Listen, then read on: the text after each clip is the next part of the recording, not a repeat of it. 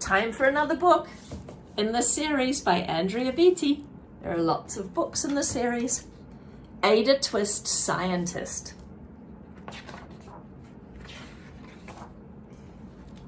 Maybe you know somebody called Ada Lovelace. I think this book here, this character, is named after her. If you don't, maybe you could find out more about her.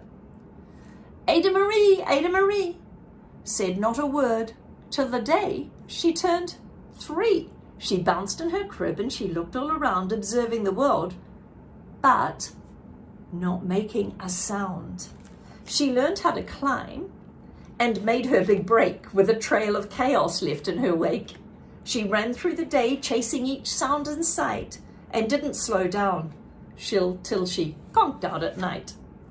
Her parents were frazzled, but tried not to freak as Ada grew bigger and still did not speak. Clearly, young Ada, with lots in her head, would have something to say when it ought to be said. That's just what happened when Ada turned 3.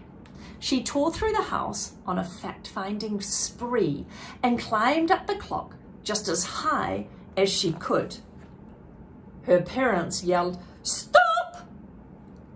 as every good parent would. Ada's chin quivered, but she did not cry. She took a deep breath and she simply asked, "Why? Why does it tick? Why does it talk? Why don't we call it a granddaughter clock? Why are there 3 pointy things stuck to a rose? Why are there hairs up the inside of your nose?" She started with why and then what, how and when. By bedtime she came back to why once again. She drifted to sleep as her dazed parents smiled at the curious thoughts of their curious child who wanted to know what the world was about.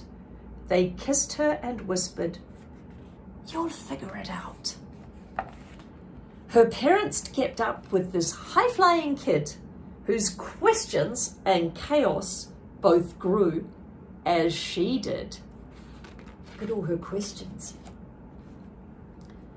Even Miss Greer found her hands were quite full when young Ada's chaos wreaked havoc at school. But this much was clear about Miss Ada Twist. She had all of the traits of a great scientist. Ada was busy that first day of spring, testing the sounds that make mockingbirds sing, when a horrible stench whacked her right in the nose, a pungent aroma that curled up her toes. "Zowie," said Ada, which got her to thinking, what is the source of that terrible stinking? How does a nose know there's something to smell? And does it still stink if there's no nose to tell? She rattled off questions and tapped on her chin. She'd start at the start, where she ought to begin. A mystery, a riddle, a puzzle, a quest. This was the moment that Ada loved best. Ada did research to learn all that she could of smelling and smells, both stinky and good. One hypothesis Ada thought could be true: the terrible stink came from Dad's cabbage stew. She tested and tested, but soon Ada knew it was time to come up with hypothesis 2. Then zowie! The stink struck again, just like that. Hypothesis 2. It's caused by the cat. The cat couldn't make such a stink on its own. It needed perfume and some fancy cologne. So young Ada tested. The test was a flop. She started again, but her parents yelled, "Stop! Ada Marie, to the thinking chair now by the time we count 3. "Enough," said her mother. "That's it. said her dad. Her parents were frustrated, frazzled, and mad.